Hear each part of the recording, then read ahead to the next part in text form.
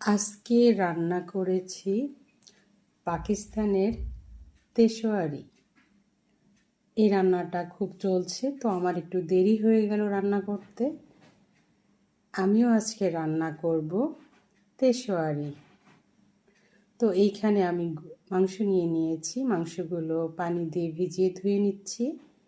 আমি এইখানে 2 কেজি মাংস নিয়েছি। একটু হাড্ডি আছে, চর্বি থাকবে, আর বিশেষ করে কিছু সলিড মাংস। এভাবে মাংস নিলে পেশোয়ারিটা খেতে বেশ মজা লাগে। এতে উপকরণ খুবই কম লাগে। তো আমি এখানে জয়ত্রী নিয়ে নিয়েছি, এলাচ নিয়েছি, বোম্বাই মরিচ। এই বোম্বাই মরিচের ফ্লেভারটা অনেক ভালো আসে, আর কাঁচা মরিচ আর ঘি। আর এখানে আছে রসুন বাটা, আদা বাটা, আর রেখেছি আস্ত রসুন, গোলমরিচ, দারুচিনি, তেজপাতা আর পেঁয়াজ। এবারে আমি মাংসটা একটু গরম করে, যে মাংসর কালো কালো ময়লা থাকে আমি ওইটা ফেলে দিয়েছি।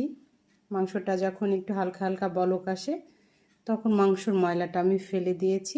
এরপরে আমি সব উপকরণগুলো দিয়ে দিচ্ছি একে একে।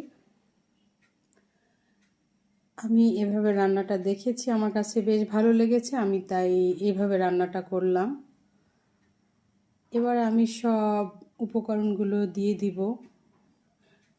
বোম্বাই মরিচ, গোলমরিচ, রসুন, তেজপাতা, লবঙ্গ, দারুচিনি, এই সব কিছু আমি একসঙ্গে ভালোভাবে নেড়েচেড়ে মিশিয়ে নিব।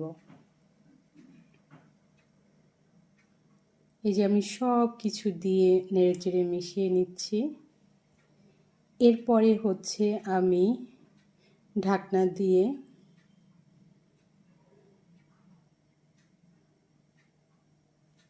আমি আবার একটু নেড়েচেড়ে মিশিয়ে নিলাম ভালোভাবে, যেহেতু আর ঢাকনা খোলা যাবে না। আর এই ঢাকনা দিয়ে আপনাকে রান্না করতে হবে 1 থেকে 1.5 ঘন্টা। ঢাকনাটা খোলা যাবে না, খুব লো ফ্লেমে রান্নাটা করতে হবে। এখানে জোরে জাল দিলে রান্নাটা ভালো হয় না। তো আমি 1 ঘন্টা পরে, 1.5 ঘন্টা পরে আমি কিছুটা আস্তে আস্তে আলু দিয়ে দিয়েছিলাম। তারপরে আবার ঢাকনাটা বন্ধ করে আমি আর 1 ঘন্টা রান্না করে নিয়েছি। মোট আমার 2 থেকে 2.5 ঘন্টা লেগেছে এই রান্নাটা করতে। রান্নাটা করার পরে আমরা যখন খেয়েছি, মাশাআল্লাহ কি যে অসাধারণ টেস্ট, বলে বোঝানো যাবে না। তেল ছাড়া তেশোয়ারি রান্না যে এত মজা হয়